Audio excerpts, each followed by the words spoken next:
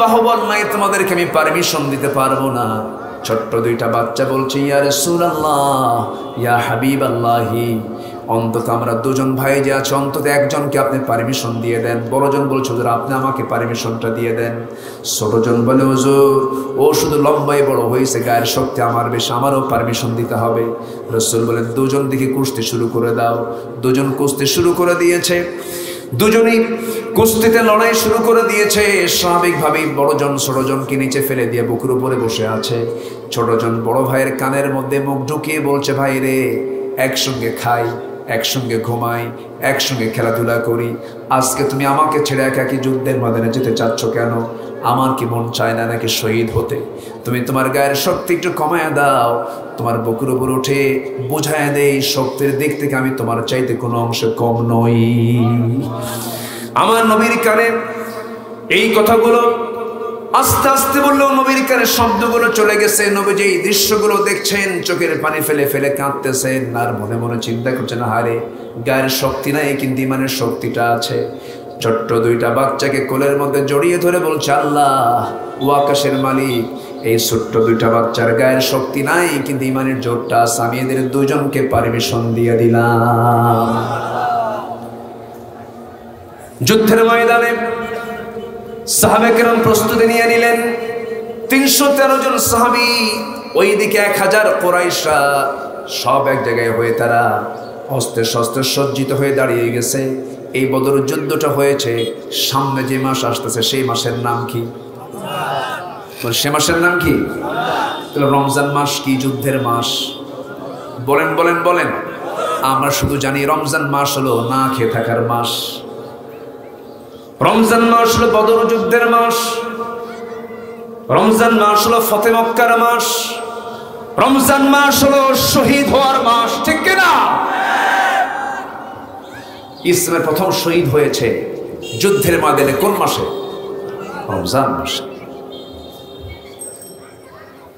আমার নবীজি সাহাবায়ে কেরামকে নিয়ে যখন রওনা করলেন, 313 জন সাহাবী, ওইদিকে 1000 সৈন্য নিয়ে আবু জেহেল বদর নামক প্রান্তরে হাজির হয়ে গেছে। আমার নবীজি 313 জন সাহাবী নিয়ে চলে গেছেন। যুদ্ধের ময়দানে মুখোমুখি হচ্ছে সাহাবীরা তাদের বাবার সাথে, তাদের ভাইয়ের সাথে, তাদের জামাইয়ের সাথে, চাচা ভাতিজার সাথে। এরকম করে যখন সবার সঙ্গে সাক্ষাৎ হয়ে যাবে, এমন মুহূর্ত যখন চলে আসলো, আমার নবীজি সাহাবায়ে কেরামকে বললেন, সাহাবীরা আজকের যুদ্ধ হচ্ছে ইমানের অস্তিত্ব তোমাদেরকে টিকে রাখতে হবে, সেই যুদ্ধে আজকে তোমরা শামিল হয়ে যাচ্ছ। আমরা যে কিতাবের আলোচনা শুনতে এসেছি, এই কিতাব কি দুনিয়ার না আসমানের? দুনিয়ার না আসমানের? আসমান থেকে নাজিল হওয়া। আসমান থেকে যেটাই আসে সেটা বরকত বেশি। আমরা সন্ধ্যা হয়ে গেলে সূর্যের আলোটা আমরা পাই না, তখন কি হয়ে যায়? অন্ধকার। সে অন্ধকারকে আলো দেওয়ার জন্য আমরা একটা লাইট ব্যবহার করি, কত লাইট আমাদের ব্যবহার করতে হয়,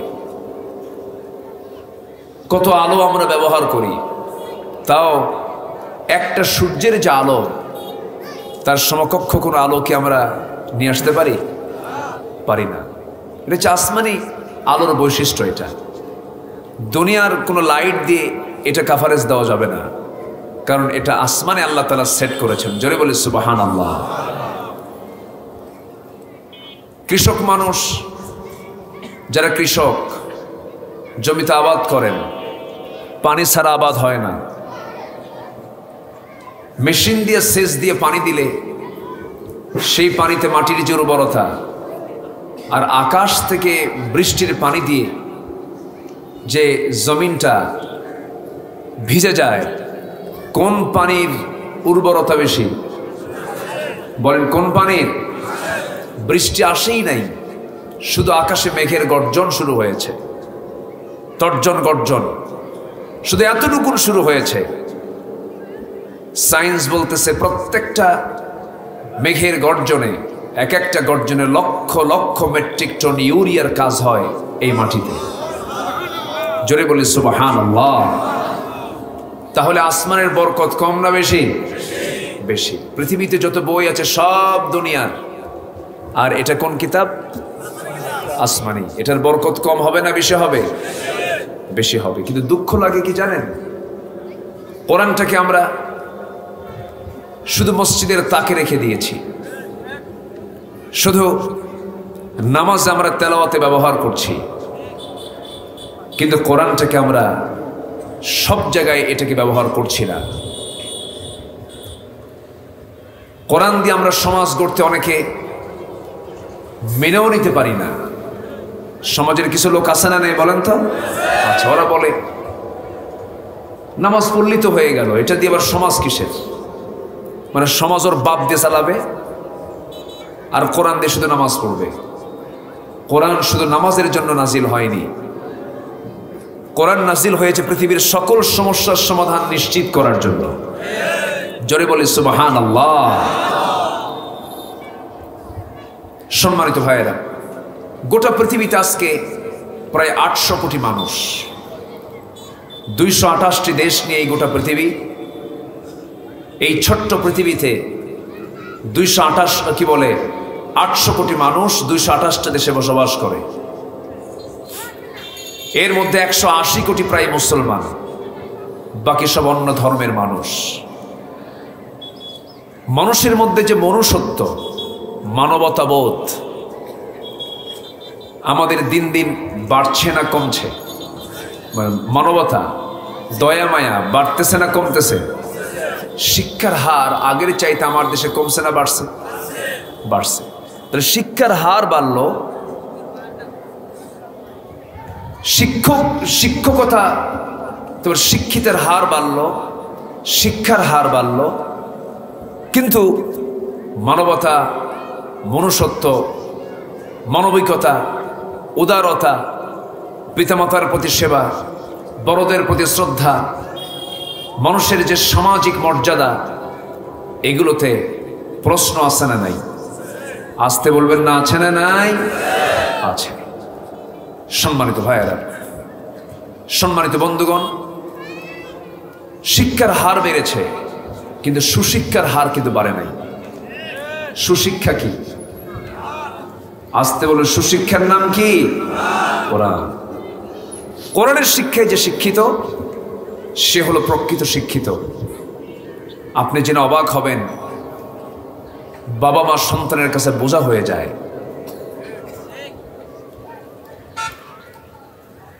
ওই মোবাইলটা বাঁচতেছে কার? এটা অসহায়ের মতো। আচ্ছা, সম্মানিত ভাইয়েরা, আজকে মা বাবা হচ্ছে পৃথিবীর সবচেয়ে বড় সম্মানজনক একটা আসন। যে বাপমার জায়গা হলো, যে বাপমার সম্মান হলো আল্লাহর পরে, সুবহানাল্লাহ বলবেন না? সেই বাপমা আজকের সমাজে এতটাই অবহেলিত, হায়ার এডুকেটেড ডাক্তার, ইঞ্জিনিয়ার, তাদের বাপমাকে তাদের দেখার সময় নাই, তাদেরকে বৃদ্ধাশ্রমে রেখে আসা হয়। আমার কথা কি বুঝে আসতেছে? তাহলে আমরা যে শিক্ষিত হচ্ছি, আমরা যে জ্ঞানী হচ্ছি, সেই জ্ঞান কি কোরআনের জ্ঞানে জ্ঞানী হচ্ছি আমরা? না। সম্মানিত ভাইয়েরা, শুধু আদমশুমারিতে মুসলমান হলে চলবে না, আমাকে আল্লাহর তালিকায় মুসলমান হতে হবে। কার তালিকায়? আল্লাহর তালিকায় মুসলমান হতে হবে। আল্লাহর তালিকায় আমার নামটা থাকতে হবে, আমি মুসলমানদের অন্তর্ভুক্ত কিনা। আফসোস লাগে, আমার বুকটা ফেটে যায়, এদেশে অসংখ্য সন্তান তাদের পিতামাতার সঙ্গে নাফরমানি করে, খারাপ আচরণ করে, এমনকি সন্তানের হাতে মা বাপ পর্যন্ত খুনও হয়। আমার দেশে এই রেকর্ড আছে না নাই? আছে না নাই? আছে। কেন? কি জন্য হচ্ছে? মূল কারণ হলো, মূল শিক্ষা থেকে জাতিকে বঞ্চিত রাখা হয়েছে। আমি যদি এখানে প্রশ্ন করি, মুসলমান কারা কারা, সবার হাত উঠবে। ইমানদার কারা কারা, সবার হাত উঠবে। যদি বলা হয় কোরআন সহি করে পড়তে পারেন কয়জন, কারা কারা, সবার হাত কি উঠবে? আচ্ছা, এটা কি আমাদের শুধু ব্যর্থতা না চরম ব্যর্থতা? আচ্ছা, আমরা যে কোরআন পড়া সবাই পারি না, এটা কেন পারি না? কি জন্য পারি না বলেন? এটার জন্য দায়ী কে? হ্যাঁ, কেউ কিছু কয় না। হ্যাঁ বলেন, আমি প্রশ্ন দিয়েছি আপনাদের কাছে, আমরা যে কোরআন পড়তে পারি না সহি করে, এটার জন্য দোষটা কার? একজন বলেছেন নিজের। ঠিক আছে, নিজের। আরো কিছু দোষ আছে না নাই বলেন? আসতে বলে আছে না নাই? আচ্ছা, নিজের অপরাধের জন্য নিজেকে জাহান্নাম কাটতে হবে, এটা ঠিক আছে, কিন্তু আমি কোরআনটা কেন পড়া শিখলাম না, কেন শিখতে পারলাম না, এটার জন্য দায়বদ্ধতা আছে। পারিবারিকভাবে কিছু দোষ আছে, সামাজিকভাবে কিছু দোষ আছে, এবং শিক্ষা ডিপার্টমেন্টের দোষও আছে না নাই? আসতে বলবেন না, আছে না নাই? মুরব্বী একটা দামি কথা বলে দিয়েছেন আমার কানে, উনি দিয়েছেন, যত পরীক্ষা আমার দেশে হয়, লিখিত পরীক্ষা, ভাইবা পরীক্ষা, যদি এমনটা যদি শর্ত করে দেওয়া হতো, যারা মুসলিম পরিবারের সন্তান তাদের জন্য নামাজ যেহেতু আদায় করা ফরজ, নামাজকে সহি করতে গেলে কোরআন সহি করে পড়াও ফরজ, সেহেতু প্রত্যেক মুসলমান যারা শিক্ষার্থী হবে, পরীক্ষা অংশগ্রহণ করতে গেলে ভাইবা বোর্ডে তাকে গোটা কোরআনের যে কোনো জায়গা থেকে 1 পৃষ্ঠা কোরআন তাকে সুন্দর করে তেলাওয়াত করে শোনাতে হবে। এমন কন্ডিশন যদি প্রত্যেকটা শিক্ষার্থীর জীবনে যদি বাধ্যতামূলক করে দেওয়া হতো, আমার দেশে কি এই চিত্র থাকতো নাকি? আসতে বলে, এই চিত্র থাকতো? কিন্তু এটা করবে কে? এটা করার তো লোক নাই। বরঞ্চ তা না করে ঢুকানো হয়েছে মানুষটাকে, বানর ছিল, তা না করে আরো ঢুকানো হয়েছে মানুষটাকে আগে কি ছিল? বানর ছিল। বলেন তো, এটা কোনো কথা? আমরা হলাম আদম সন্তান, আল্লাহ তাআলা আমাদের কত সম্মান দিয়েছেন। আমরা কি সন্তান বলেন? আদম। পৃথিবীর প্রথম মানুষকে আদম। উর্দু ভাষায়, হিন্দি ভাষায় মানুষকে আদম বলে। নেক আদমি সে দোস্তি করো, ভালো মানুষের সাথে মোহাব্বত তৈরি করো। সৈয়দপুর তো পাশেই, তাই না? হ্যাঁ, সৈয়দপুরে কিন্তু উর্দু চলে খুব। আচ্ছা, তো ভালো মানুষের সঙ্গে মোহাব্বত তৈরি করো। তো মানুষকে উর্দু হিন্দিতে বলে হলো আদমি। সেখান থেকে আমার দেশে শুমারি হতো আদম শুমারি। কি সমস্যা? কি দুটোই বন্ধ? ভালো, আপনারা না শোনেন, সমস্যা? হ্যাঁ, কি এখন কি বাজে? শোনা যাচ্ছে না? কিছুই শোনা যায় না? একটু জিকির করি লা ইলাহা। কি শোনা যায়? এখন শোনা যাচ্ছে? বলি আলহামদুলিল্লাহ।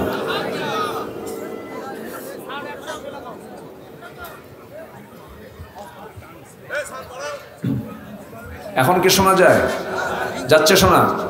উনি আমারে দোষ দিয়ে দিল, কোন আস্তে আস্তে বলতে যেন শোনা যায়। ইন্না আনকারাল আসওয়াতি লাসাউতিল হামির। সবচেয়ে বড় আওয়াজে কথা বলে গাধা। সবচেয়ে বড় আওয়াজে কথা বলে কে? তা আমি কি গাধার মতো চিল্লাবো?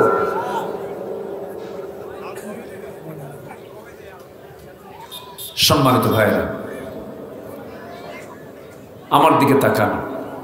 তাহলে আদমশুমারি আমার দেশে আদমশুমারি হয়েছে না? মাঝখানে আদমশুমারি হয়েছে না? অন্য কিছু হয়েছে? হ্যাঁ, আদম কিন্তু নাই। আর কি শুমারি হয়েছে? জনশুমারি। আদম ওরা মানে না তো, ওরা বানর হয়, বানর। অতএব যারা বলছে বানর মানুষ আগে ছিল, ওদের জন্য শুমারি হওয়া দরকার, বানর শুমারি। ঠিক কিনা? বানর শুমারি হওয়া দরকার। বানরের বংশধরদের কাছ থেকে আদম সন্তানদের শিক্ষা নেবার কিছু নাই। আমরা আদম সন্তান, আমাদের দাম আছে না নাই? আচ্ছা, আল্লাহ তাআলা আমাকে আপনাকে দাম দিয়েছেন, সন্তানকে সম্মান দিয়েছি, মর্যাদা দিয়েছি, দাম দিয়েছি। এই দাম, এই সম্মান, এই মর্যাদা টিকে রাখার জন্য আমাকে আপনাকে ফলো করতে হবে কোন কিতাব? আসতে বলবেন না, কোন কিতাব? এই কিতাবকে ফলো করতে হবে জীবনের এক জায়গায় না সব জায়গায়? এক জায়গায় না সব জায়গায়? সব জায়গায়। কোরআন দিয়ে যারা নামাজ পড়বে সমাজ গড়বে না, কোরআন দিয়ে যারা নামাজ পড়বে ব্যাংক চালাবে না, কোরআন দিয়ে যারা নামাজ পড়বে দেশ চালাবে না, কোরআন দিয়ে যারা নামাজ পড়বে ব্যবসা করবে না, কোরআন দিয়ে যারা নামাজ পড়বে কিন্তু পরিবার চালাবে না, এদের ঈমান আনা এখনো ঠিক মতো হয় নাই। আমার কথা কি ক্লিয়ার? আমার কথা কি বোঝা যায়? আল্লাহকে মানতে হবে এক জায়গায় না সব জায়গায়? ইবাদত কাকে বলে? শুধু নামাজ না। আবার ওরা বলে কি জানেন, আমরাও কোরআন পড়ি, আমরাও কোরআন বুঝি, বছরে বছরে হজে যাই, আমরা কি ইসলাম বুঝি না, কোরআন বুঝি না? এরকম করে প্রেশার দিয়ে কথা বলে। ওরা কোরআন বোঝে ওই কানার মতো। এক কানা গেছে মসজিদে নামাজ পড়তে, মাগরিবের ওয়াক্ত, নামাজ শুরু করার আগ দিয়ে ইমাম সাহেবের সঙ্গে কথা বলতে বলতে তর্ক বিতর্ক শুরু হয়ে গেছে। আজান শুরু হয়ে গেছে, ইতিমধ্যে নামাজ শুরু হয়ে গেছে। কানা লোকটা ইমামের পিছনে নামাজে দাঁড়াইছে। ইমাম সাহেব আর কাম পায় না, সূরা ফাতিহার পরে এমন একটা আয়াত বলছে যে আয়াতের অংশ হলো ওয়া কানা মিনাল কাফিরিন। কানা মনে মনে চিন্তা করে কি ব্যাপার, কিছুক্ষণ আগে গন্ডগোল হলো, নামাজের মধ্যে ফতোয়া জারি হলো, আমি কানা কাফের। কি কথা কি বুঝতেছেন?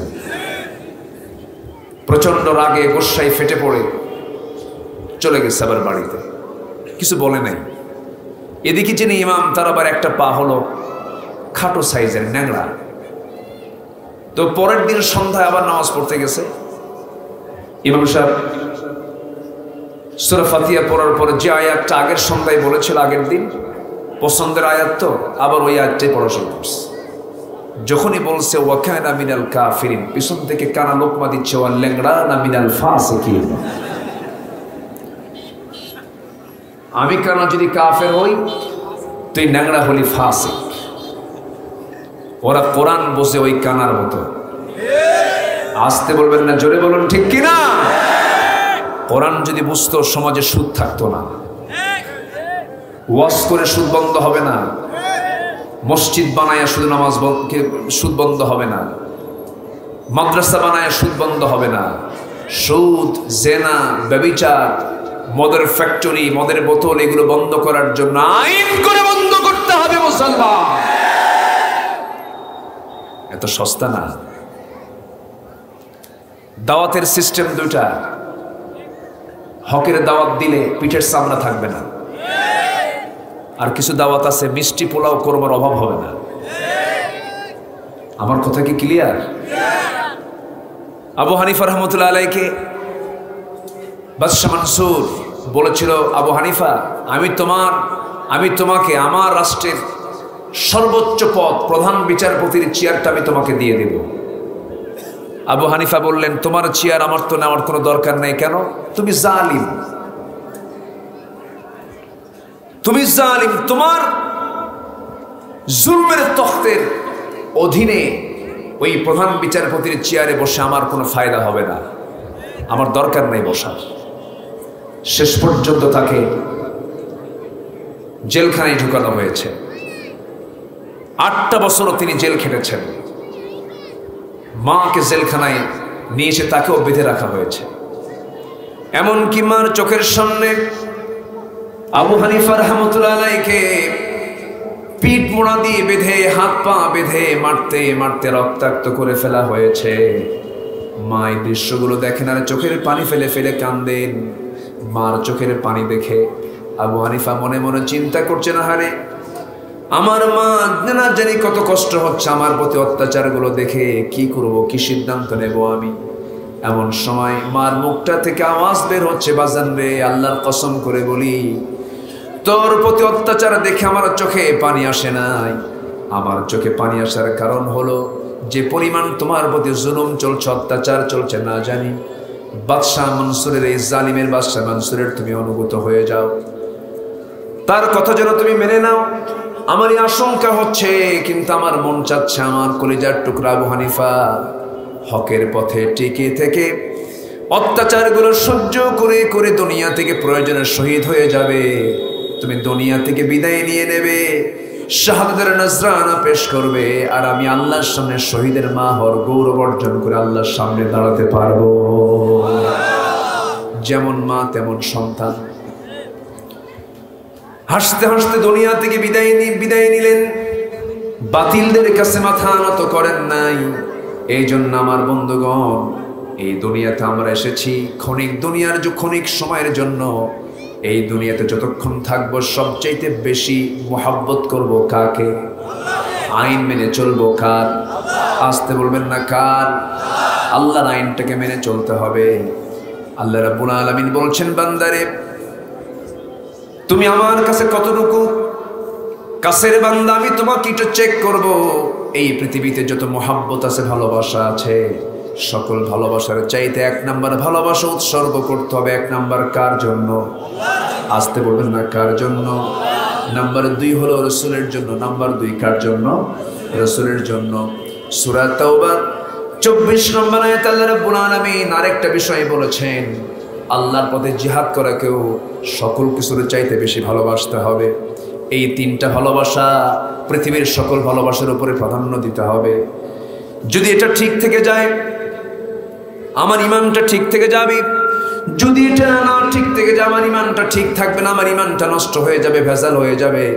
আল্লাহ রাব্বুল আলামিন সুন্দর করে বলছেন, কুল ইন কানা আবাউকুম ওয়া আবনাউকুম ওয়া ইখওয়ানুকুম ওয়া আজওয়াজুকুম ওয়া আশীরাতুকুম ওয়া আমওয়ালুন ইqtaraftumuha وتجارة تخشون كسادها ومساكن ترضونها أحب إليكم من الله ورسوله وجهاد في سبيله فتربصوا حتى يأتي الله بأمره والله لا يهدي القوم الفاسقين জোরে বলুন আল্লাহু আকবার।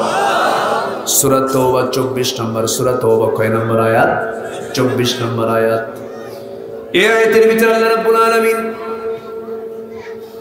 এই যে পৃথিবীতে আমরা এসেছি, এই পৃথিবীতে আসার ফলে মা বাবার প্রতি মহব্বত, ছেলের প্রতি মহব্বত, বাবার প্রতি মহব্বত, ভাইয়ের প্রতি মহব্বত, ব্যবসার প্রতি মহব্বত, মালামালের প্রতি মহব্বত, এই সমস্ত ভালোবাসাগুলো কে দিয়ে দিয়েছেন?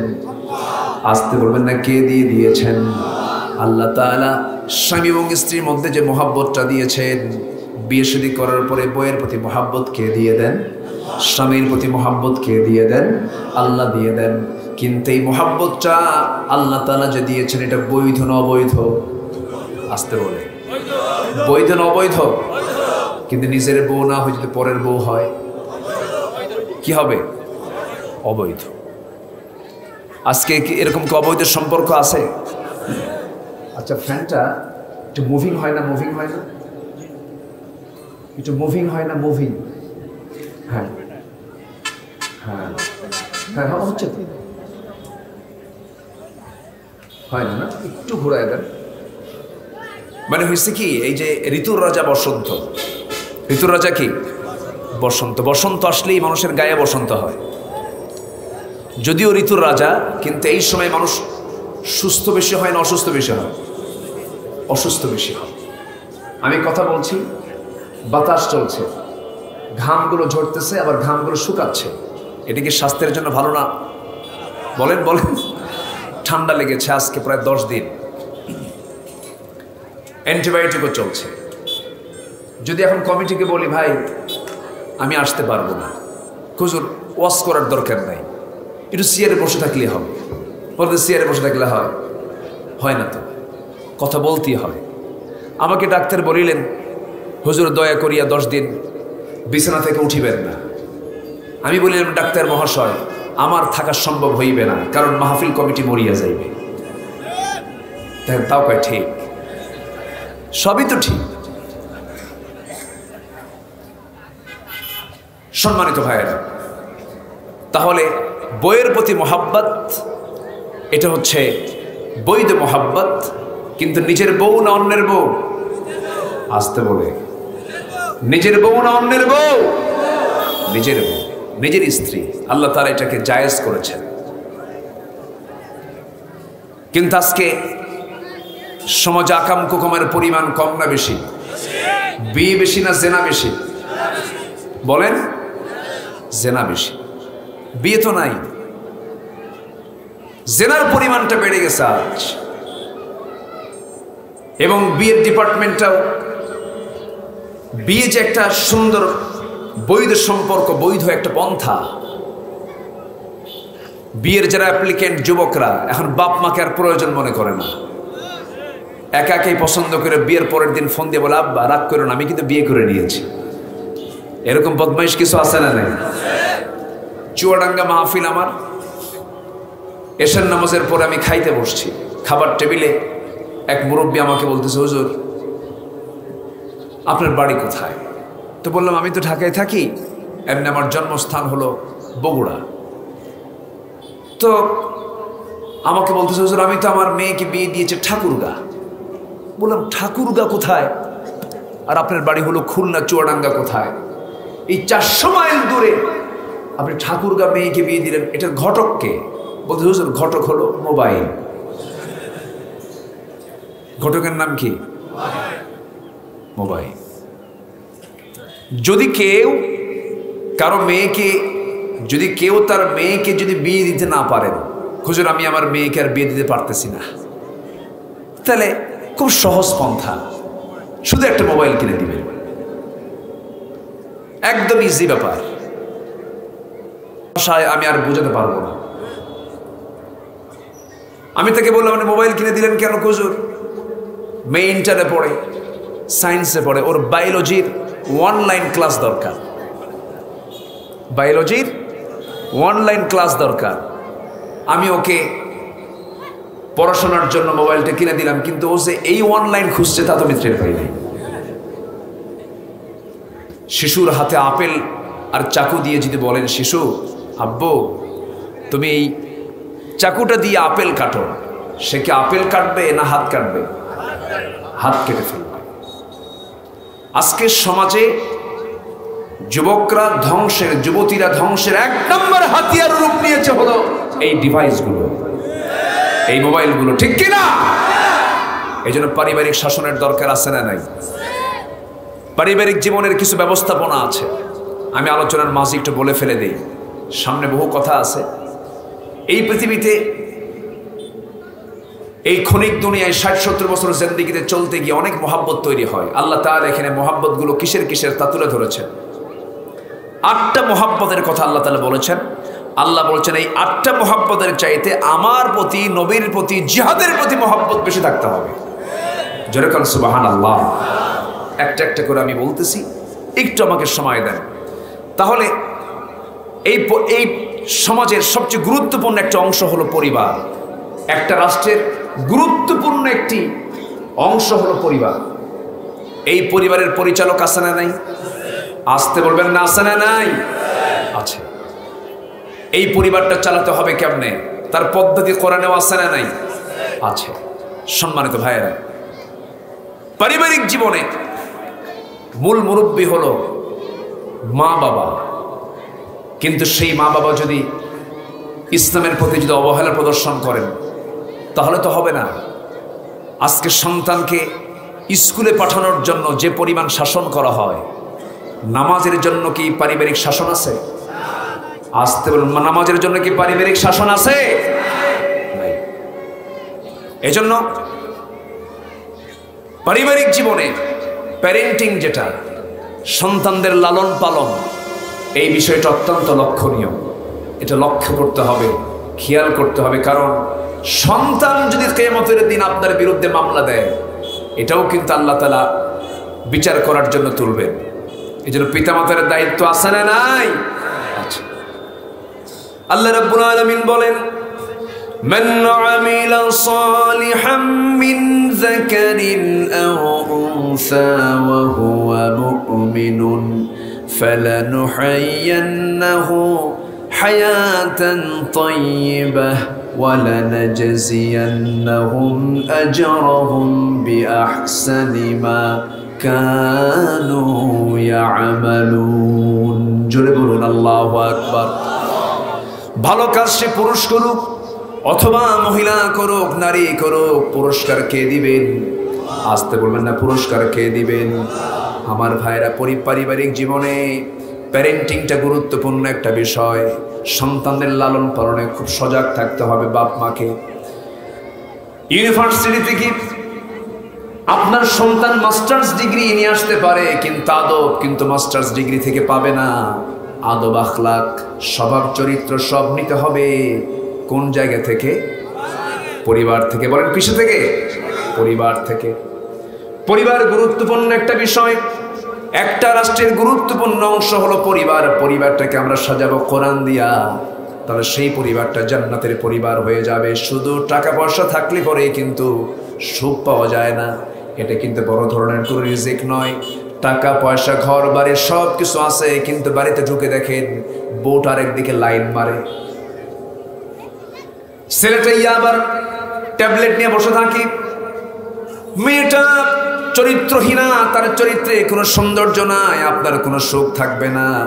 এই জন্য প্যারেন্টিং, সন্তানদের লালন পালনের দিকটা খেয়াল করবো আমরা। এবং সন্তানদেরকে এটাও বোঝাতে হবে বাজান, এই পৃথিবীতে সবচেয়ে সুন্দর আচরণ করতে হবে মা বাবার সাথে। এই শিক্ষাগুলো সন্তানকে দেওয়ার দায়িত্ব বাপ মার আছে না নাই? আসতে বলবেন না, আছে না নাই? আছে। আত্মীয়দের সঙ্গে সুন্দর আচরণ করা,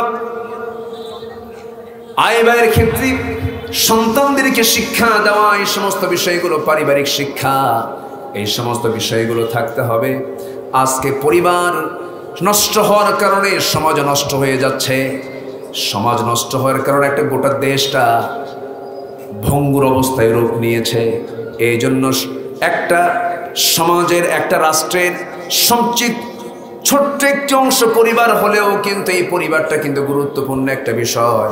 আল্লাহ রাব্বুল আলামিন এই জন্য একটা আয়াতে বলেছেন, কু আনফুসাকুম ওয়া আহলিকুম নারা, নিজে বাঁচো, তোমার পরিবারকে বাঁচাও জাহান্নাম থেকে। কার কথা? আসতে বলবেন না, কার কথা? আল্লাহর কথা। এখন এই পরিবার জীবনে মায়া, দয়া, ভালোবাসা এগুলো সৃষ্টি হয়ে যায়। সন্তান পেটে আছে, দুনিয়াতে আসেই নাই।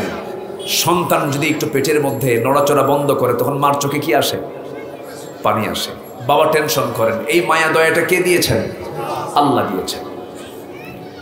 কিন্তু আল্লাহ রাব্বুল আলামিন বলছেন, বান্দা শোনো, এই সমস্ত মায়া দয়ার চাইতে আমার প্রতি তোমার মহব্বত বেশি থাকতে হবে। আল্লাহ রাব্বুল আলামিন বলছেন, কুল ইন কানা আবাউকুম, যদি তোমাদের পিতা, যদি তোমাদের সন্তান, এরপরে তোমাদের ভাই, তোমাদের স্ত্রী, তোমাদের আত্মীয় স্বজন, তোমাদের সম্পদ, তোমাদের মালামাল, তোমাদের ব্যবসা, তোমাদের ঘর বাড়ি, এই 8টা জিনিসের চাইতে যদি আল্লাহ, রাসূল এবং জিহাদ যদি তোমাদের কাছে বেশি প্রিয় না হয়, তোমরা অপেক্ষায় থাকো, আল্লাহর ফয়সালা কিন্তু তোমাদের উপরে চলে আসবে। আল্লাহর ফয়সালা কিন্তু তোমাদের উপরে চলে আসবে। কি চূড়ান্ত একটা শক্ত কথা আল্লাহ তাআলা এই জায়গায় বলে দিয়েছেন। আমি আব্বাকে কেন ভালোবাসবো না? আমি ভাইকে কেন ভালোবাসবো না? আমি সন্তানকে কেন ভালোবাসবো না? আমি বউকে কেন ভালোবাসবো না? আমি সম্পদকে কেন আমার মহব্বত করা লাগবে না? সম্পদের মহব্বতও থাকবে, ঘর বাড়ির মহব্বতও থাকবে, কিন্তু কোনো অংশে আল্লাহর চাইতে বেশি হওয়া যাবে না। আমার নবীজি সাহাবায়ে কেরামকে নিয়ে যখন মক্কা থেকে যখন মদিনায় যখন পাড়ি জমালেন, মদিনার দিকে যখন রওনা দিলেন, সাহাবায়ে কেরামদের বড় বড় ব্যবসা ছিল, পরিবার ছিল, সন্তান আদি ছিল। আব্দুর রহমান ইবনে আওফ নামে একজন সাহাবী যখন শুনতে পেলেন রাসূল মক্কা থেকে মদিনার দিকে হিজরত করেছেন, আব্দুর রহমান ইবনে আওফের বিশাল বড় প্যালেস বাড়ি ছিল, বিশাল বড় রয়্যাল প্যালেস তার ছিল, বিশাল বড় ব্যবসা বাণিজ্য ছিল। সব কিছু ছেড়ে নবীর সঙ্গে তিনি পাড়ি জমালেন মদিনায়। মদিনা আসার পরে রাসূল তার সামনে দাঁড়িয়ে বলছেন, আব্দুর রহমান, এত কিছু তোমার মক্কায় ছিল, আজকে তুমি ফকির বেশে মদিনায় চলে এসেছো, তোমার কি কোনো কষ্ট হয় না? আব্দুর রহমান মুস্কি মুস্কি হাসি মেরে বলছেন, ইয়া রাসূলুল্লাহ, আমি মক্কার বাড়ি ছেড়েছি, ব্যবসা বাণিজ্য ছেড়েছি, সব কিছু ছেড়ে দিয়েছি, কিন্তু জান্নাতের বাড়ির খোঁজটা আমি পেয়ে গেছি। জোরে বলি সুবহানাল্লাহ, আরো জোরে বলি সুবহানাল্লাহ। আমার ভাইয়েরা, সাহাবে কেরাম রাসূলকে কি পরিমাণ ভালোবাসতেন। বদর যুদ্ধের দিন নবীজি বললেন, সাহাবীরা, আজকের এই যুদ্ধের ময়দানটা হলো কণ্টকে কীর্ণ ময়দান। এই যুদ্ধে তোমরা যখন যাবে, তোমরা কেউ তার বাপকে দেখতে পাবে, কেউ তার ভাইকে দেখতে পাবে, কেউ তার ছেলেকে দেখতে পাবে, আত্মীয়কে দেখতে পাবে। এই জিহাদের ময়দানে আল্লাহর প্রতি যুদ্ধ করে কোন আত্মীয়র দিকে তাকানো যাবে না, বাতিলদের মোকাবেলা করতে হবে। সেই বদর যুদ্ধ হলো বাপ বেটার যুদ্ধ, সেই বদর যুদ্ধ হলো ভাই ভাইয়ের যুদ্ধ, সেই বদর যুদ্ধ হলো একই বংশের যুদ্ধ, সেই বদর যুদ্ধ হলো একই গোত্রের যুদ্ধ, একই বংশের যুদ্ধ। বদর যুদ্ধে যখন রাসূল রওনা করবেন, রাসূল যখন শুনতে পেলেন আবু জেহেল লোহিত সাগরের পাশ দেখে সে বদর নামক প্রান্তর পর্যন্ত পৌঁছে গেছে, নবীর কানে সংবাদ চলে গেল। নবীজি সাহাবায়ে কেরামকে এক জায়গায় করলেন, সাহাবীদেরকে এক জায়গায় করে বলছেন, সাহাবীরা কে কে আছো যুদ্ধের ময়দানে যাবে? সঙ্গে সঙ্গে রাসূলের সামনে সাহাবীরা একত্রিত হয়ে বলছেন, ইয়া রাসূলুল্লাহ, আমরা প্রস্তুত আছি, কিন্তু সৈন্য সংখ্যা কম। নবীজি সৈন্যগুলো সংগ্রহ করছেন। এমন সময় মদিনার আফরার দুইজন ছেলে, মুআজ এবং মুআজ রাদিয়াল্লাহু তাআলা আনহুমা, ছোট্ট দুইটা বাচ্চা, নবীজির যুদ্ধে আহ্বান শুনে ছোট্ট দুইটা বাচ্চা নবীর সামনে গিয়ে দাঁড়িয়ে আছে। দাঁড়িয়ে বলছি, ইয়া রাসূলুল্লাহ, শুনতে পেলাম বদর যুদ্ধের নাকি ডাক এসেছে। রাসূল বললেন, হ্যাঁ, যুদ্ধের ডাক এসেছে, তোমরা কি করবে বলো? ছোট্ট দুইটা বাচ্চা বলছে, হুজুর কি মনে করবেন জানি না, যোদ্ধার সংখ্যা যেহেতু কম, যদি পারমিশন দিয়ে দিতেন, আমরা দুজন ছোট্ট দুইটা আল্লাহর গোলাম, আমরা যুদ্ধে অংশগ্রহণ করতে চাই। রাসূল বললেন, ফিটনেস নাই, বয়স নাই, তরবারি ধরার মতো কোনো বাহুবল নাই, তোমাদেরকে আমি পারমিশন দিতে পারবো না। ছোট্ট দুইটা বাচ্চা বলছে, ইয়া রাসূলুল্লাহ, ইয়া হাবিবাল্লাহি, অন্তত আমরা দুজন ভাই যে আছে, অন্তত একজনকে আপনি পারমিশন দিয়ে দেন। বড়জন বলছে, হুজুর আপনি আমাকে পারমিশনটা দিয়ে দেন। ছোটজন বলে, হুজুর ও শুধু লম্বাই বড় হয়েছে, গায়ের শক্তি আমার বেশি, আমারও পারমিশন দিতে হবে। রাসূল বলেন, দুজন দিকে কুস্তি শুরু করে দাও। দুজন কুস্তি শুরু করে দিয়েছে, দুজনেই কুস্তিতে লড়াই শুরু করে দিয়েছে। স্বাভাবিকভাবেই বড়জন ছোটজনকে নিচে ফেলে দিয়ে বুকের উপরে বসে আছে। ছোটজন বড় ভাইয়ের কানের মধ্যে মুখ ঢুকিয়ে বলছে, ভাই রে, একসঙ্গে খাই, একসঙ্গে ঘুমাই, একসঙ্গে খেলাধুলা করি, আজকে তুমি আমাকে ছেড়ে একাকী যুদ্ধের ময়দানে যেতে চাচ্ছ কেন? আমার কি মন চায় না নাকি শহীদ হতে? তুমি তোমার গায়ের শক্তি একটু কমায় দাও, তোমার বুকের উপর উঠে বোঝায় দেই, শক্তির দিক থেকে আমি তোমার চাইতে কোনো অংশে কম নই। আমার নবীর কানে এই কথাগুলো আস্তে আস্তে বললেও নবীর কানে শব্দগুলো চলে গেছে। নবীজি এই দৃশ্যগুলো দেখছেন, চোখের পানি ফেলে ফেলে কাঁদতেছেন, আর মনে মনে চিন্তা করছেন, হারে, গায়ের শক্তি নাই কিন্তু ইমানের শক্তিটা আছে। ছোট্ট দুইটা বাচ্চাকে কোলের মধ্যে জড়িয়ে ধরে বলছে, আল্লাহ, ও আকাশের মালিক, এই ছোট্ট দুইটা বাচ্চার গায়ের শক্তি নাই কিন্তু ইমানের জোরটা আছে, আমি এদের দুজনকে পারমিশন দিয়ে দিলাম। যুদ্ধের ময়দানে সাহাবে কেরাম প্রস্তুতি নিয়ে নিলেন। 313 জন সাহাবী, ওইদিকে 1000 কুরাইশরা, সব এক জায়গায় হয়ে তারা অস্ত্রে শস্ত্রে সজ্জিত হয়ে দাঁড়িয়ে গেছে। এই বদর যুদ্ধটা হয়েছে সামনে যে মাস আসতেছে, সেই মাসের নাম কি? সে মাসের নাম কি? রমজান মাস কি যুদ্ধের মাস? বলেন বলেন বলেন। আমরা শুধু জানি রমজান মাস হলো না খেয়ে থাকার মাস, রমজান মাস হলো বদর যুদ্ধের মাস, রমজান মাস হলো ফতে মক্কার মাস, রমজান মাস হলো শহীদ হওয়ার মাস, ঠিক কিনা? ইসলামের প্রথম শহীদ হয়েছে যুদ্ধের ময়দানে কোন মাসে? রমজান মাসে। আমার নবীজি সাহাবায়ে কেরামকে নিয়ে যখন রওনা করলেন, 313 জন সাহাবী, ওইদিকে 1000 সৈন্য নিয়ে আবু জেহেল বদর নামক প্রান্তরে হাজির হয়ে গেছে। আমার নবীজি 313 জন সাহাবী নিয়ে চলে গেছেন।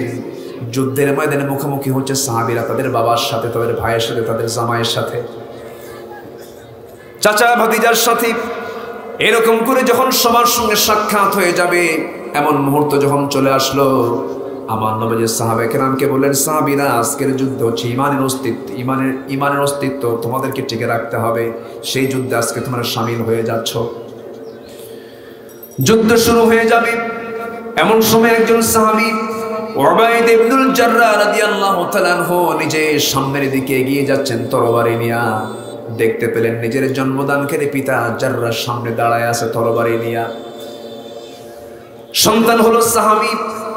এই সাহাবী মনে মনে চিন্তা করলেন, বাবার সামনে দাঁড়ায় আছেন, বাবাকে আমি কেমন করে আঘাত করি। বাবার প্রতি সম্মান জানায় তিনি মনে মনে চিন্তা করলেন, কিনা বাবাকে আমি আঘাত করব না। তরবারিটা গুটায় নিয়া আস্তে করে তিনি ঘুরে যখন ফিরে আসতেছিলেন, মনে মনে তার এই প্রশ্ন জাগলো, ও বাইদারে, আজকে তুই তোর বাপ মনে করে তোর বাবার সামনে থেকে তরবারি গুটায় নিয়ে তুই ফিরে আসলি, অথচ তোর বাপ হতে পারে, কিন্তু সে তো নবীর দুশমন, ইসলামের দুশমন, কোরআনের দুশমন, মুসলমানদের দুশমন। সে মুসলমানদের বিরুদ্ধে, ইসলামের বিরুদ্ধে, আল্লাহর বিরুদ্ধে সে তরবারি নিয়ে আবু জেহেলের পক্ষ অবলম্বন করে যুদ্ধ করতে আসছে। আর আমিও তার সন্তান, যদিও তার সন্তান, কিন্তু আমি নবীর উম্মত হয়ে, নবীর সাহাবী হয়ে যদি আমি এই বড় শত্রুকে যদি হাতছাড়া করে ফেলি, কিয়ামতের দিন আল্লাহ আমাকে অবশ্যই একটা আসামির কাঠগড়ায় দাঁড় করাবেন, আমাকে ধরে ফেলবেন, আমাকে পাকড়াও করে ফেলবেন। এই চিন্তা মাথায় নিয়ে বাপকে বাপ না মনে করে তরবারি আবার তিনি কোষমুক্ত করলেন। সামনের দিকে সিংহের মতো গর্জন দিয়ে সামনের দিকে ঝুঁকে পড়লেন। বাপকে বাপ না মনে করে বাবার গর্দান বরাবর তরবারি দিয়া এমন জোরে একটা আঘাত করলেন, মস্তকটা ছিটকে পড়ে গেল। বাপ দুনিয়া থেকে বিদায় হয়ে গেল। কিন্তু ওবায়দার চোখের পানি বন্ধ হয় না, শুধু কান্নায় ভেঙে পড়ছেন ওবায়দা। যুদ্ধ থেমে গেছে, মুসলমানদের বিজয় নিশ্চিত হয়ে গেছে। সবাই বলছে, ও সাহাবীর, আমার ওবায়দা কান্দে কেন, কি হয়েছে? হুজুর, ওবায়দার বাপ আজকে যুদ্ধে মারা গেছে। ওবায়দার বাপকে কে মেরেছে? সঙ্গী বলা হলো, ইয়া রাসূলুল্লাহ, ওবায়দার বাপকে মারার জন্য আমরা কেউ যাই নাই। ওবায়দা নিজেই তার বাপকে মেরে ফেলে দিয়েছে, দুনিয়া থেকে বিদায় করে দিয়েছে। নবীজি এই কথা শুনে এতটাই খুশি হলেন, হাত দুইটা আগায় দিয়ে বলছেন, ওবায়দা, তুই আমার বুকের মধ্যে চলে আয়, তুই আমার বুকের পাজরে চলে আয়। আমার নবীজি তাকে বুকের মধ্যে নিয়ে বলছেন, ওবায়দা, আজকে তুমি যে কাজটা করেছো, তোমার জন্য আল্লাহর 8টা জান্নাত তোমার জন্য অপেক্ষা করতেছে। জোরে কোন সুবহানাল্লাহ। বাপ বড় না রাসূল বড়? বাপ বড় না আল্লাহ বড়? ভাইকে বেশি মহব্বত করব না আল্লাহকে বেশি মহব্বত করব? আল্লাহকে বেশি মহব্বত করব। বদর যুদ্ধের ময়দানে ওবায়দা তার বাপকে দুনিয়া থেকে বিদায় করে দিলেন। যুদ্ধের ময়দানটা ছিল বাপ বেটার যুদ্ধ, ভাই ভাই যুদ্ধ, চাচা ভাতিজা যুদ্ধ। আমার নবীর বিরুদ্ধে যুদ্ধ করতে আসছেন আমার নবীর আপন চাচা আব্বাস রাদিয়াল্লাহু তাআলা আনহু। নবীর বিরুদ্ধে যুদ্ধ করতে আসছে তার বড় জামাই আবু লাস। নবীর বিরুদ্ধে নবীর জামাই যুদ্ধে আসছে, নবীর বিরুদ্ধে নবীর আপন চাচা যুদ্ধের ময়দানে আসছে। বদর যুদ্ধের ময়দানে মুসলমানদের বিজয় হয়ে গেছে। 313 জন সাহাবী সব লাইনে লাইনে দাঁড়ানো। সবার প্রথম কাতারে মুআজ এবং মুআজ, ছোট্ট দুইটা বাচ্চা, মদিনার ছেলে, আফরার ছেলে। মুআজ 13 বছর 11 বছরের ছোট্ট দুইটা বাচ্চা। বদর যুদ্ধের প্রথম কাতারে দাঁড়ায় এক সাহাবীকে ডাক দিয়ে বলছে, ও চাচা, আমরা আবু জেহেলের নাম শুনেছি অনেক, আবু জেহেলটা কই? সঙ্গে সঙ্গে সাহাবী বলছে, ও ছোট্ট দুইটা ছেলে, তোমরা আবু জেহেল দিয়ে কি করবা? কি হয়েছে আবু জেহেলের প্রতি তো রাগ কেন? সঙ্গে সঙ্গে মুআজ বলছে, ও চাচা, শুধু দেখায় দাও ওদের, ও কি আমরা আজকে টার্গেট করেছি? আমরা সবার বিরুদ্ধে যুদ্ধ করতে আসি নাই, শুধু আবু জেহেলকে মোকাবেলা করার জন্য যুদ্ধে আসছি। বাচ্চা দুইটা ছোট, টার্গেটটা অনেক বড়। সঙ্গে সঙ্গে সাহাবী বলছেন, ও ছোট্ট ছেলে দুইটা, আবু জেহেলের প্রতি তোমাদের এত রাগ কেন, কি হয়েছে?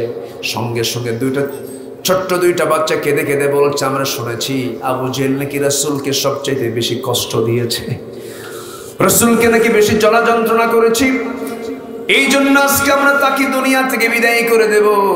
এই কথা শোনা মাত্র সাহাবী নখটা উঁচু করে বলছেন, ওই যে ঘোড়ার পিঠে বসে আছে চতুর্দিকে সৈন্য থেকে পাহারা দিচ্ছে। শুধু চিনায় দিতে দেরি হয়েছে, সিংহের মতো গর্জন দিয়া বাজ পাখির মতো উড়ন্ত হয়ে দৌড় মেরে আবু জেহেলের দুই পাশে দুজন দাঁড়ায় গেছে। কাফের মুশরিকরা টের পায় না এটা কোন গ্রুপের মানুষ, কোন গ্রুপের সদস্য। ছোট্ট বাচ্চা অবহেলা করে ফেলেছে। ছোট্ট তরবারে নিয়ে আবু জেহেলের ঘোড়ায় বসে থাকার এক পাশে দাঁড়ায় আছে বড় ভাই, আর এক পাশে দাঁড়ায় আছে ছোট ভাই। তরবারে নিয়ে পজিশন ঠিক করতেছে। আবু জেহেল টের পাওয়ার আগেই ছোট্ট দুইটা বাচ্চা আল্লাহু আকবার বলে তার দুই পায়ে সজোরাঘাত করলেন। ওই যে একটা আঘাত মেরেছে, সে আঘাতে আবু জেহেল ধরাশয়ী হয়ে জমিনে পড়ে গেছে। ইতিহাসে এসেছে আবু জেহেল কোমর সোজা করে আর দাঁড়াতে পারে নাই। যেরকম সুবহানাল্লাহ। মুসলমানদের বিজয় হবে শক্তি দিয়া, অস্ত্র দিয়া, না ঈমান দিয়া? শক্তি দিয়া, অস্ত্র দিয়া, সংখ্যা দিয়া, না ঈমান দিয়া? কি দিয়া বলেন? ঈমান দিয়া। আবু জেহেলের মতো এমন দাপুটে নেতাকে আল্লাহ তাআলা নাবালক শিশুর হাতে দুনিয়া থেকে বিদায় করেছেন। ফিরআউনের মতো দাপুটে নেতাকে আল্লাহ তাআলা পানিতে চুবায়া মেরেছেন।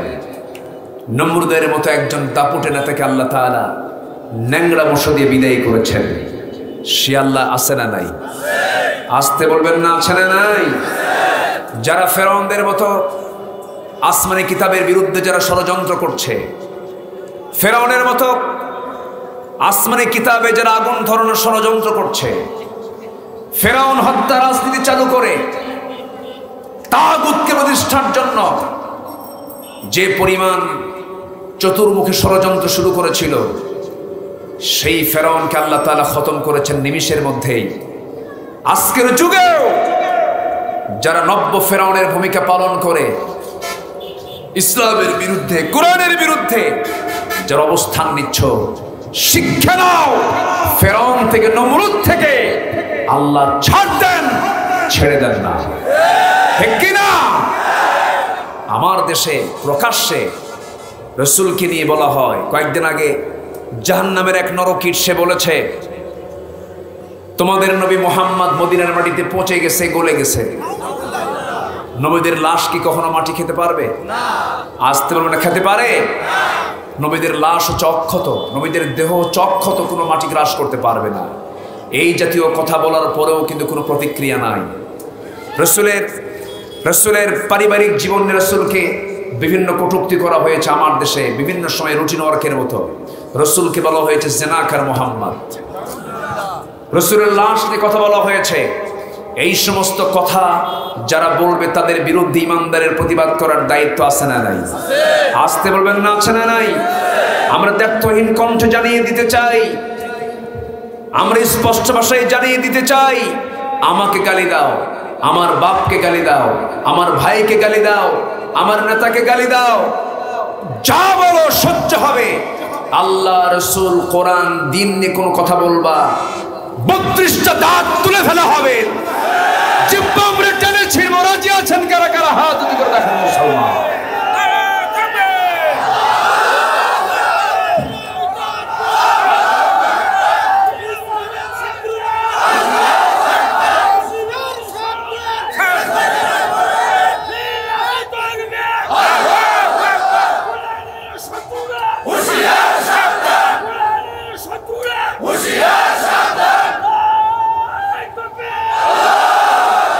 আল্লাহ তুমি সবার হাতকে কবুল করো, জোরে বলি আমিন।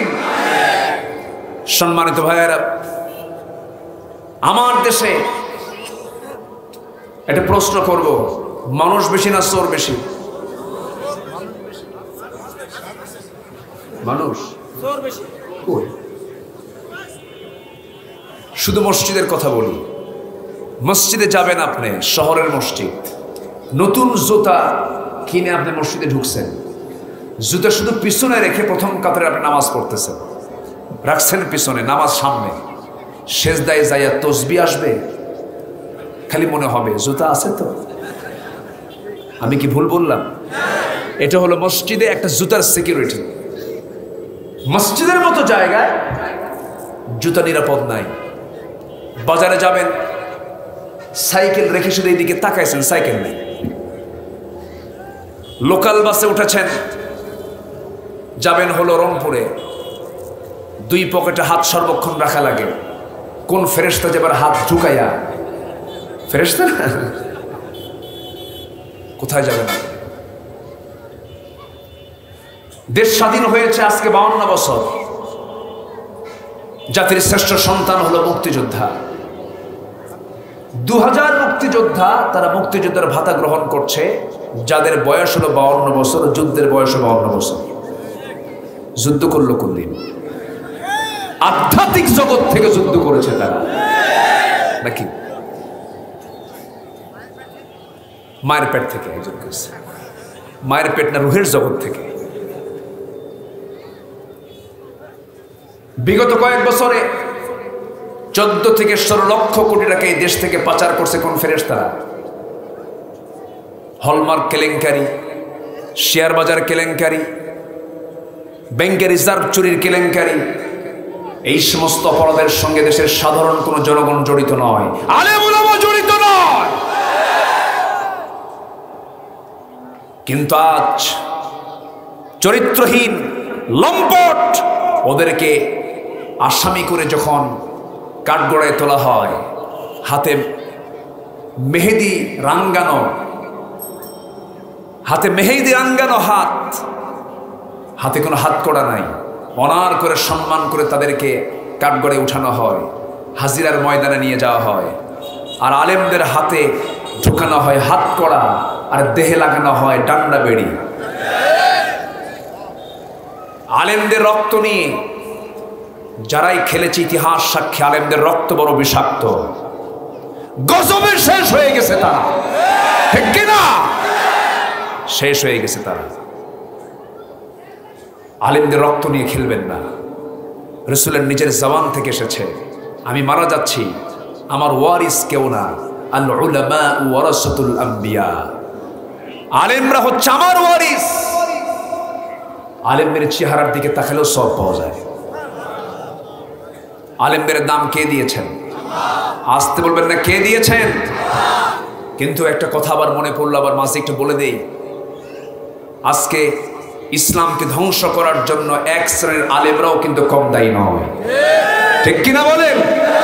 এক শ্রেণী কোরাল বাঁশ কাটে না, বাঁশি বাঁশ কাটে।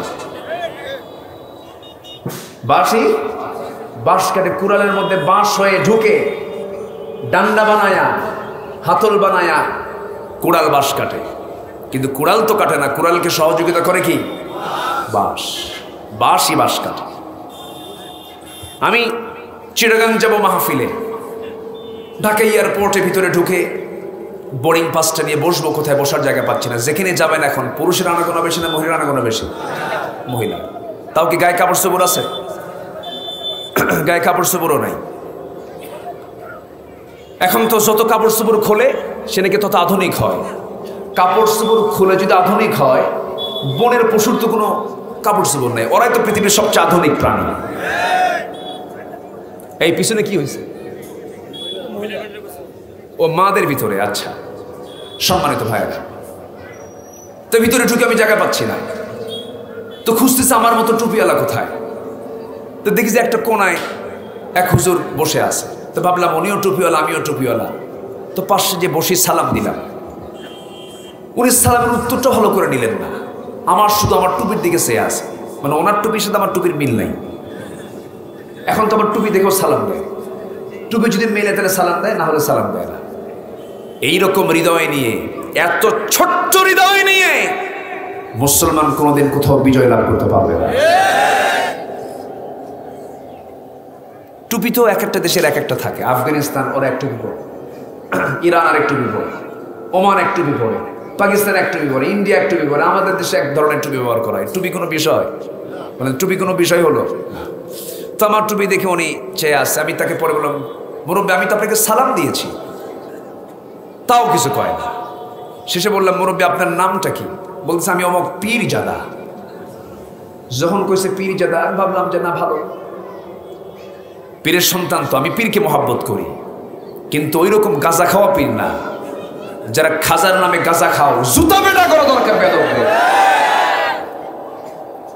তো আমি ওনাকে বললাম যে আপনি কে? আমি অমক পীরজাদা। এখন আমি বললাম ঠিক আছে ভালো। এখন আমাকে উল্টা প্রশ্ন করে আপনি কে? তো আমি বললাম আমি হলাম নবীজাদা। নবীজাদা মানে কে? আপনি যদি পীরের ছেলে হয়ে যদি পীরজাদা হতে পারেন, আমার বাপ আদম, আমি তার ছেলে। আমার বাপ আদম ছিল নবী, আমি তার ছেলে জাদা, নবী জাদা। 1 ডিগ্রি বেশি হইলাম। আমার দিকে চেয়ে বসে আস, আর কিচ্ছু কয় না। লাভ কি? নবীর বাপ হয়েও লাভ নাই, নবীর ছেলে হয়েও লাভ নাই, নবীর চাচা হয়েও লাভ নাই, নবীর বউ হয়ে লাভ নাই। কি ঠিক কিনা বলেন? নবীর বউ ছিল, নূহ আলাইহিস সালামের বউ ছিল একজন কাফের, লাভ আছে? নূহ আলাইহিস সালামের পরিবারের এক ছেলে কেনান ছিল কাফের, লাভ আছে? ইব্রাহিম আলাইহিস সালামের বাবা ছিল আযর, সে কাফের, লাভ আছে? লাভ নাই। তার নবীর বাপ হয়েও লাভ নাই, নবীর ছেলে হয়েও লাভ নাই, নবীর বউ হয়ে লাভ নাই। আবু লাহাব কে? কোন বংশের মানুষ? বলেন কোন বংশের মানুষ? তাহলে বংশ দিয়ে লাভ আছে? বংশ দিয়ে লাভ আছে? বংশ দিয়েও লাভ নাই, কারো বাপ ছেলে এগুলো দিয়েও কোনো লাভ নাই। লাভ হবে ইমান দিয়া। লাভ হবে কি দিয়া? ইমান দিয়া। আগামী রমজান হবে কোরআন শেখার রমজান, জোরে বলি ইনশাআল্লাহ। যে দল ইসলামের কথা বলে সেই দলে আমরা যাব। যে দলে নেতা নিজে নামাজ পড়ে না, নামাজের জন্য বলে না, নামাজের কথা নাই যে দলের, সেই দলের নেতৃত্বকে আমরা জুতা মারি, জুতা মারি, জুতা মারি। কষ্ট পাচ্ছেন? কোনো অসুবিধা? দেখলাম তো বহু। আমার দেশে নেতা বেশি না কর্মী বেশি? হ্যাঁ? আর মসজিদে নামাজ পড়ায় কয়জন? তার নাম কি? ইমাম। বাকি সব কি? মুসল্লি। মুসল্লি হাজার পাওয়ারফুল হোক, ইমামের আগে সেজদা যেতে পারবে? সেখানে নেতৃত্ব আছে না নাই? কোনো হাই খাই আছে? কোনো গন্ডগোল আছে? কোনো কিলাকিলি আছে? মসজিদ কত সুন্দর জায়গা, নেতৃত্ব দেখেন মসজিদ কি সুন্দর জায়গা। আর এখন সমাজে সব নেতা কর্মী নাই, সামনে তো আর কেউ থাকবে না, সবাই তো নেতা, সব মঞ্চ উঠছে, মঞ্চ ভেঙে শেষ। ঠিক কিনা? আমরা ইমাম দেখতে চাই, যিনি আমার ইমাম হবেন তিনি আমার নেতা হবেন। ইমাম ছাড়া নেতা মানি না, মানি না, মানি না। কষ্ট? অসুবিধা? আমাকে হক কথা তো বলতেই হবে। হক কথা বলার দরকার আছে না নাই? রাসূল নেতা ছিলেন, ইমামও ছিলেন। আমার নবী যে নেতৃত্ব তৈরি করেছেন নামাজ থেকে, সুবহানাল্লাহ বলবেন না? কিসের থেকে বলেন? নামাজ থেকে। রাসূল বললেন, আম্মা জান আয়েশা বর্ণিত হাদিস, নবীজি অসুস্থ হয়ে গেলেন, শেষ সময় মারা যাবেন। আমার নবীজি আম্মা জান আয়েশার ঘরের সামনে গিয়ে বলছেন, আয়েশা আমার প্রচন্ড মাথা ব্যথা হচ্ছে, জ্বর এসেছে, একটু আমি ঘুমাবো, একটু বিশ্রাম নেব। বালিশ দেওয়া হলো। বলেন না আমি বালিশে ঘুমাবো না, আয়েশা তোমার উরুটা বিছায়া দাও। উরুতে মাথা রেখে রাসূল শুয়ে পড়লেন। বেলাল আজান দিচ্ছেন। আজান শোনা মাত্রই আমার নবীজি ওঠার জন্য চেষ্টা করছেন, জামাতে নামাজ পড়বেন, কিন্তু আমার নবীজি উঠতে পারলেন না, মাথার চক্কর মেরে পড়ে যেতে নিলেন। এমন সময় আম্মা জান আয়েশা তাকে আস্তে করে ধরে বলছেন, হুজুর আপনি মনে হয় জামাতে নামাজ আর পড়তে পারবেন না। রাসূল বললেন, আমার বেলাল তো আজান দিয়ে দিল, বেলাল তো কাঁদতেছে, আমি নাই। বেলাল সারা জীবন আজান দিয়েছেন, রাসূলকে দেখে দেখে আজান তিনি দিয়েছেন। এবার তিনি রাসূলকে দেখলেন না, বেলাল নামাজের মধ্যে, আজানের মধ্যে তিনি কেঁদে ফেললেন। রাসূল বলছেন, ওরে আমার আয়েশা, নামাজের সময় তো হয়ে গেল, আজান তো শেষ হয়ে গেছে, নামাজটা কে পড়াবে? কে পড়াবে নামাজ? ওরে আয়েশা আমি তোমাকে জানিয়ে দিচ্ছি, তুমি একটু জানিয়ে দাও, আমার মুসাল্লায় কেউ দাঁড়াবে না, আমার মুসাল্লায় আমার প্রিয় আমার আবু বকর নামাজে দাঁড়ায়া যাবে, সে নামাজের নেতৃত্ব দেবে। পরবর্তীতে খলিফা কে হয়েছেন বলেন? কে হয়েছেন? আমার রাসূল যে খলিফা হবে তার ইঙ্গিত চাগিয়ে দিয়ে গেলেন, আমার মুসাল্লায় আমার আবু বকর দাঁড়াবে, আমার মুসাল্লায় আমার আবু বকর দাঁড়াবে। নামাজ শুরু হয়ে গেছে। সাহাবীরা সারা জীবন অভ্যস্ত ছিলেন নবীর পিছনে ইক্তেদা করে করে। আজকে ইমামটা যখন চেঞ্জ হয়ে গেছে, ওমরের মতো মানুষ শিশুর মতো কাঁদে, আরে রাসূল নাই, নবীর পিছনে নামাজ পড়তে পারতেছি না। নবীজিকে না দেখে সাহাবীরা হাওমাও করে কান্দে। রাসূল বলছেন আয়েশা রে, আমার সাহাবীরা চিৎকার মেরে মেরে কাঁদতেছে, আমাকে একটু নিয়ে যাও তো। কোথায়? ওই যে জানালার কাছে নিয়ে যাও। জানালার কাছে নিয়ে যাওয়া হলো। জানালার ফাঁকা দিয়া নবীজি সাহাবীদের নামাজের দৃশ্যগুলো দেখতেছেন। রুকুতে কেমন করে যায়, সেজদায় কেমন করে যায়।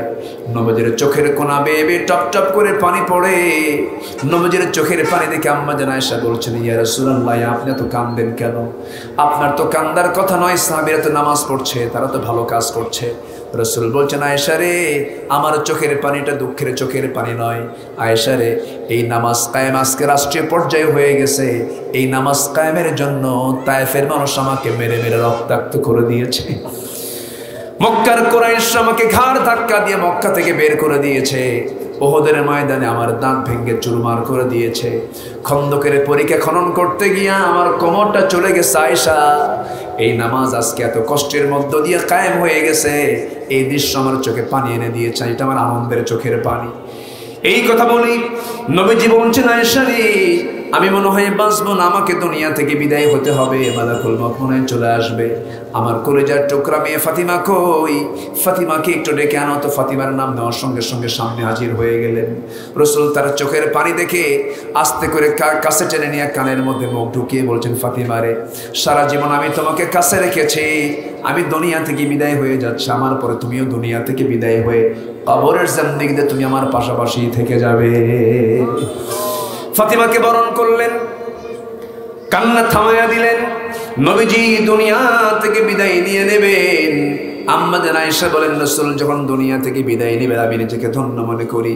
আল্লাহ তাআলা আমাকে 9টা কারণে শ্রেষ্ঠত্ব দান করেছেন। নাম্বার 1 হলো আমি আয়েশা, আমার বিয়ের ফয়সালা আল্লাহ নিজে করে দিয়েছেন। যেরকম সুবহানাল্লাহ। 9 বছর বয়সে বিয়ে হয়েছে, 13 বছরে নববধূ হয়ে নবীর ঘরে পদার্পণ করেছি। আমি জিবরাইলকে নিজের চোখে দেখেছি। আমার নবীজি তার জীবনের শেষ খাবার খেয়েছেন। আমি আয়েশা, আমার মুখের লালা। আমি মেসওয়াক রাসূলকে দেব, মেসওয়াকটা চাবায় চাবায় নরম করে দিয়েছি। নবীজি মেসওয়াকটা হাতের মধ্যে নেই, মেসওয়াকের আগে লাগানো থুতু তিনি চুষে চুষে পান করছেন। আর বলছেন, আয়েশা, জীবনের শেষ সময় আমি স্ত্রী হক আদায় করার চেষ্টা করলাম, তোমাকে খুশি করার চেষ্টা করলাম।